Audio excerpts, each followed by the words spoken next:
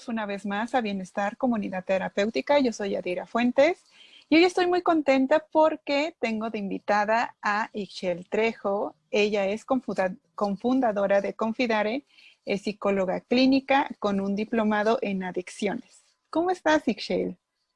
Hola, pues muy contenta de tener este contacto contigo y hacer esfuerzos juntas.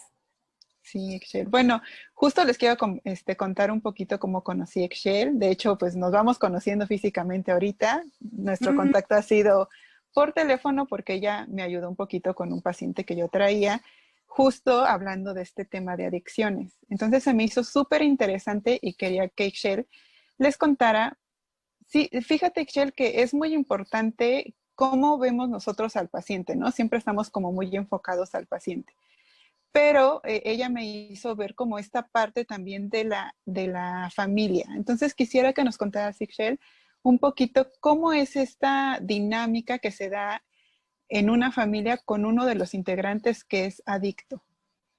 bien, pues sí, así como lo comentas, Yadira, primero pensamos en quien está consumiendo, ¿no? Y la dinámica sigue corriendo. Entonces, la familia empieza a manifestar que conforme el paciente identificado cambie conductas, toda la familia va a sanar, ¿no?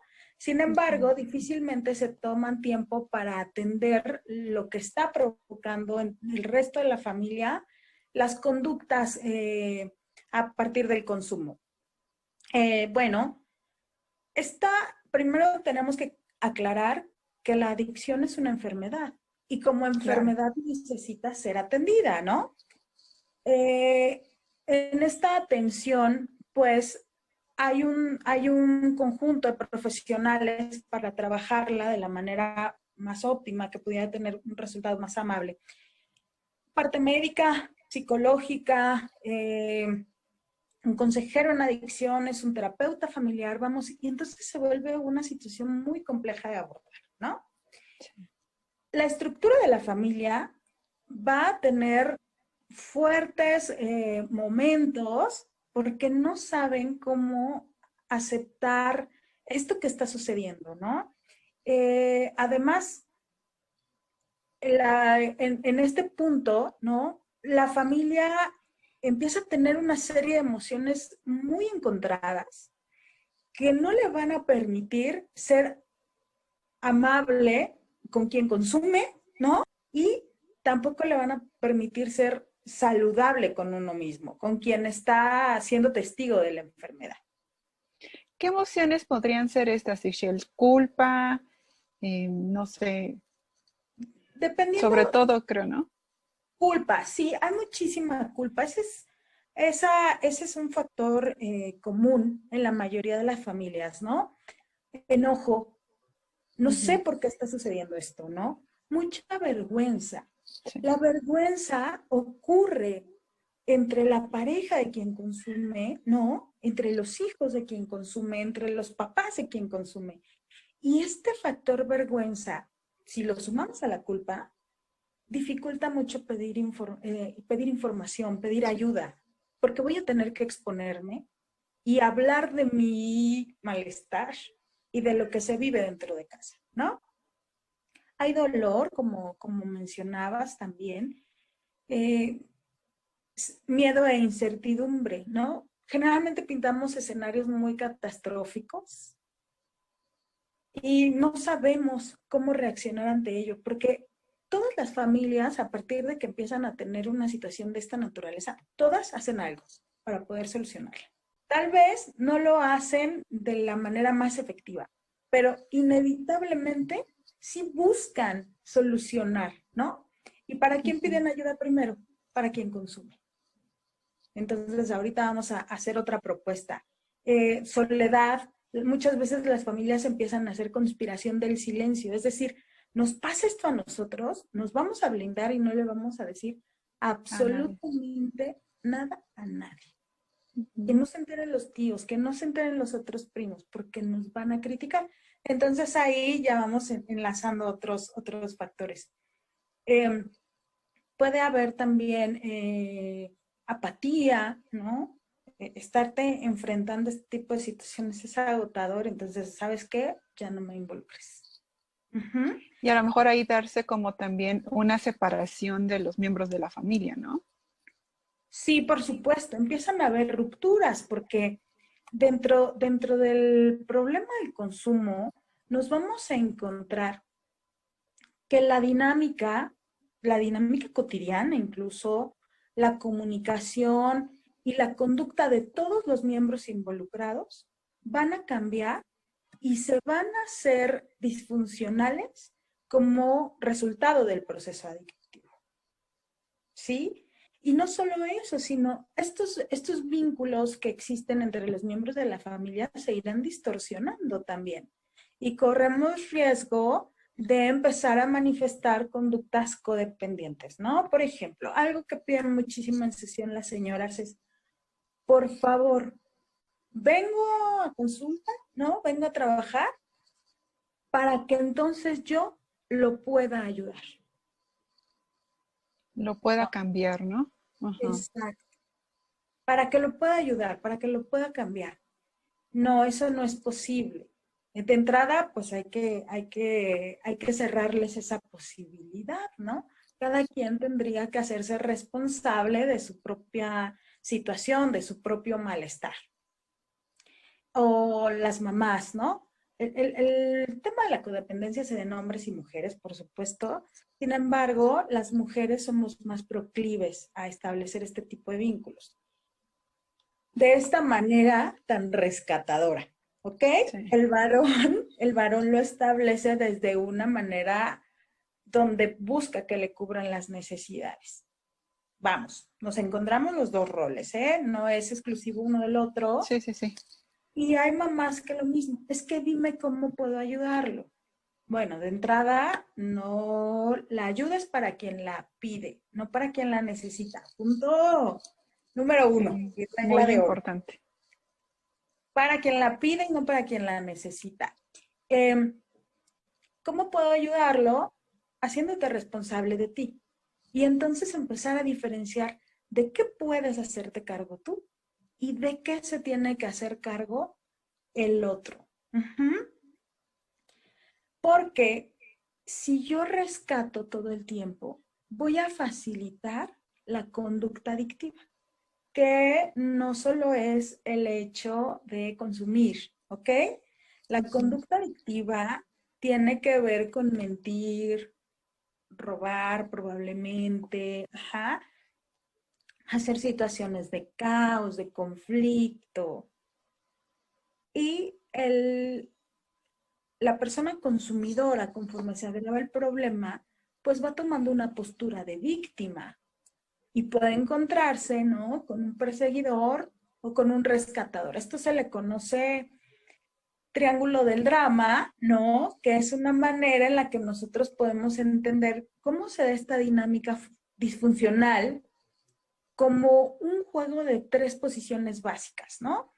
Y que buscan mantener la disfunción de la conducta o del juego. Tenemos al rescatador, al perseguidor y a la víctima. Estos son nuestros tres roles importantísimos, ¿no? La víctima generalmente es el consumidor. Va a encontrar razones suficientes y necesarias para mantener la conducta de consumo. Uh-huh. El rescatador quiere aminorar lo que está sucediendo. Entonces, empieza a cubrir tareas, pagos, responsabilidades que el otro no hace y le compra este papel de víctima. Y el perseguidor es quien quiere aplicar las reglas puntualmente, ¿no? Asumiendo que de esa manera va a lograr que todos vuelvan a su eje, ¿no? Al papel esperado. Entonces, ahora imaginemos, ¿no? Que este perseguidor se pone muy rígido. ¿Qué va a suceder con la víctima, Yadira? Se va a ser más víctima. Exactamente. Y con el rescatador Igual, el se va a hacer más. rescatador va a tratar como de cubrirlo un poco más, ¿no? ¿Y cómo va a ser el encuentro entre el rescatador y el perseguidor? De fricción. Completamente. Entonces, esto hace que el caos se agudice, ¿no? La víctima, por supuesto, va a culpar a los demás de sus problemas, no es capaz de identificar que él o ella no están asumiendo la responsabilidad. La manipulación empieza a ser de una cuestión diaria, ¿no? Y es impresionante la manera en la que manipulan, y no lo digo como un juicio de valor, sino Sí, el impacto que llegan a causar en la familia. Van a buscar sentimientos de culpa, porque la culpa es poderosa, es más fuerte que el amor incluso, esta parte de la culpa. Y bueno, también el codependiente podría ocupar el papel de víctima. ¿Por qué me pasa a mí con mi esposo? ¿Por qué me pasa a mí con mi hija? ¿No? Si yo soy... ¿Qué hice También, mal? exactamente. También lo puede ocupar, sin embargo, es mucho más cercano a la parte de la víctima, ¿no? Y bueno, el perseguidor busca controlar, disciplinar, por supuesto, y en esto la imposición de sus criterios es donde la víctima va a terminar justificando sus conductas. El perseguidor, una de las maneras que tiene es ser agresiva, ¿no? En esta parte de ser sincero, de ser puntual, ¿qué sucede? La comunicación se vuelve hostil. Y las conductas son hostiles. No solo se habla, ¿no? La hostilidad, sino se actúa. Entonces, aquí el perseguidor, pues por supuesto que va haciendo el escenario exquisito para que la víctima se posesione de él. Ahora, Ishel, ¿qué pasa si uno de estos roles, o sea, si hablando ya como en cuestión de terapia, si alguien de estos roles empieza a tomar terapia, empieza a tomar conciencia y deja de formar parte de esta circunstancia? O sea, ya a lo mejor el perseguidor toma conciencia y deja de ser el perseguidor. ¿Cómo se Bueno, mueve la dinámica en la familia?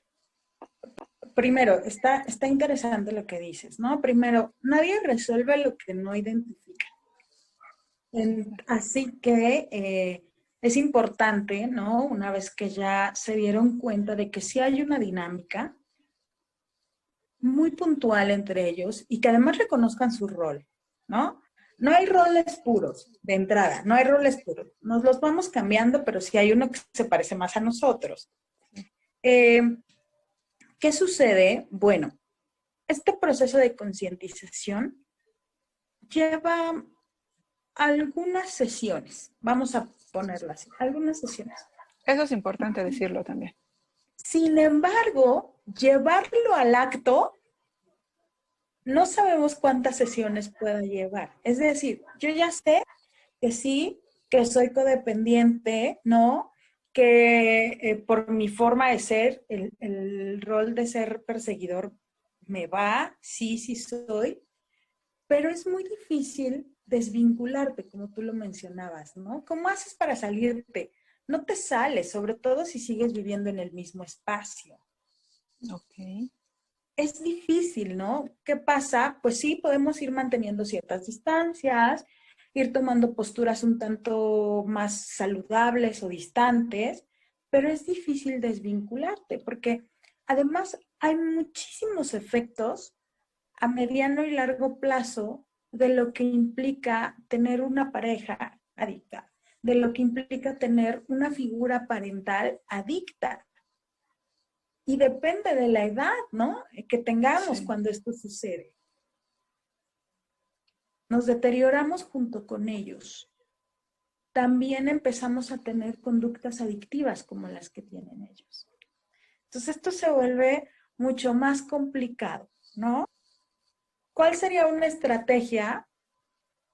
La psicoeducación, pienso, ¿no? Una confrontación, no. Una confrontación hostil, fuerte, no, porque no la van a escuchar, se van a sentir agredidos. Eh, Sin embargo, a través de la lectura, de la sensibilización, ¿no? Podríamos lograr un clic distinto y ser escuchados. Entonces, ¿tú cómo ves, Ixchel? Ahorita en este tiempo de confinamiento, ¿está influyendo en algo en las personas adictas, en la convivencia familiar con personas adictas? ¿Crees que sí está influyendo en algo? Y cómo lo podemos abordar? Sí, en un tema de consumo, de adicciones, hay una dificultad muy fuerte para resolver los estados emocionales. Entonces, esta dificultad de resolverlos lleva al consumo. No sé si recuerdas que al principio del confinamiento, cuando declararon que ley seca, pues Sí, empezó todo un brote, ¿no? De buscar y encontrar y los precios. Eh, Muchas personas empezaron a subir estados a las redes sociales, ¿no? De casi todos los días se tomaban por lo menos un traguito. Incluso una amiga recuerdo que en algún momento posteaba, ¿no? ¿Quién ya se dio cuenta de que no es bebedor social como creía y que sí tiene un problema? claro. ¿Por qué? Porque el estado de displacer era muy elevado y además de incertidumbre, no sabíamos qué iba a resultar, ¿cierto? Sí. Entonces empezaron a reportar, las cifras de consumo se elevaron notablemente y esto es de la población que estuvo dentro de casa. Bueno, y esa población difícilmente vista, la que está en las calles, ¿qué fue de ellos? ¿No? Sí hubo quienes se acercaron, quienes los atendieron, no olvidando que es una enfermedad, no un problema de vicio, como generalmente lo dicen, ¿no? No un problema de voluntad, es una enfermedad. Entonces, estas familias que dentro del, porque además tuvimos una serie de factores fuertes, ¿no? Subió el abuso sexual a niños, por ejemplo, muy lamentable, y focos rojos para todos nosotros como sociedad. Los albergues para mujeres se vieron rebasados al 120% de su capacidad. Entonces, seguramente hubo relación con el tema del consumo en muchos de estos casos que en estas dos poblaciones fuertes, niños y mujeres. Ahora, hablando de la familia, pues las familias que no tienen habilidades necesarias para poder manejar estas situaciones van a requerir intervenciones extremas, si me permites el término, ¿no? Porque estar todos en un espacio limitado, ¿sí? Muy, muy limitado, y estar viendo las conductas de consumo se vuelve una situación muy agotadora. Sí. Entonces, Excel, a nivel general, ¿cómo impacta también este tema del confinamiento en un nivel psicológico, emocional? ¿Cómo nos estamos viendo afectados? Bueno, si lo relacionamos con el consumo, como estábamos comentándolo, ahora que estamos en casa y que la conducta sigue, evidentemente también la familia tiene, tiende a agudizar conductas codependientes, ¿no? Y el dolor se eleva, por supuesto. Esta parte de tratar de rescatar, que es agotadora, se vuelve una carga mental, ¿no? Eh, Podemos encontrar tres puntos importantes del familiar como un facilitador de la conducta adictiva. Ok, ¿Sí? Esto suena un poco raro porque dices, generalmente la familia es quien se encarga de cuidar, proveer, ¿no? Mantener a salvo. Bueno, ya en una dinámica de esta naturaleza, el mismo familiar jugando ciertos roles favorece la conducta de consumo. Uh-huh. Uno de ellos es la sobreprotección, por ejemplo, ¿no? La sobreprotección para evitar que quien está consumiendo no experimente el impacto completo de las consecuencias negativas. Es decir, solito no pague la factura, ¿no? O ella. Que no voy a tratar de aminorar las consecuencias displacenteras. La persona consumidora, al no tener este contacto con las consecuencias, no pasa nada. Puedo No seguir se hace consumiendo. cargo. Exactamente, ¿no? Ahora, también intentos de control. A las familias, por ejemplo, cuando el chico o la chica ya estuvieron en tratamiento, algo que nosotros les sugerimos es, habla de tu deseo. Y lo mejor es que hables que tengas identificado una red de apoyo, ¿no? Alguien que te escuche. Entonces, comenta, oye, tengo deseo de consumir. No, no lo hagas, por favor. Y entonces viene una reacción muy intensa, tratando de controlar conductas, pensamiento, incluso sentimientos, ¿no? Aquí estoy yo, acuérdate y échale ganas y por favor. Entonces, lejos de saberse escuchado, ¿no? Se siente controlado. Y Ujú. puede orillar a que ya posteriormente ya no lo digan, ¿no? Sí, por supuesto. Está muy, muy frágil todavía él en su estructura, ¿no? Y que necesita, pues, un poco de contención. No se trata de sentarnos a hablar o a evocar momentos de consumo. No, no, no. Solo de escuchar. Ah, ok. ¿Y cómo podemos hacer para que este deseo se diluya? Pero dejándole que él responda, que él se haga cargo, ¿no? Es su deseo, es algo propio y nosotros podemos ayudar a manejarle. O algo propositivo, ¿no? ¿Te quieres que salgamos a caminar un ratito? Ujú. ¿Sí? Sin entrar en la hipervigilancia, ponernos hiperalertas, porque puede sentirse agobiado. Y bueno, otra manera de facilitar la conducta es a través de asumir las responsabilidades con la intención con la intención de evitar la crisis, ¿no? Eh, Mira, lo voy a hacer yo porque no quiero más problemas con tu mamá o con tu papá o con tus hermanos y entonces voy a evitar la crisis. El asunto es que de todas maneras las crisis se producen y Ujú. bueno, el familiar codependiente va cargando cada vez con más tareas que se convierten en una carga mental agotadora, que esto va a traer irritabilidad, cansancio, tristeza, angustia, ¿no? Y bueno, Frustración. por supuesto que sí, porque yo hago y hago, ¿y qué crees? No veo Nada cambia, mejoras, ¿no? No ¿no? cambia nada. Ajá. No, claro. Y al final van a impedir el propio funcionamiento de la vida diaria. Y por supuesto, va a afectar la salud integral. Y ahí ya viene la parte no física, psicológica, emocional.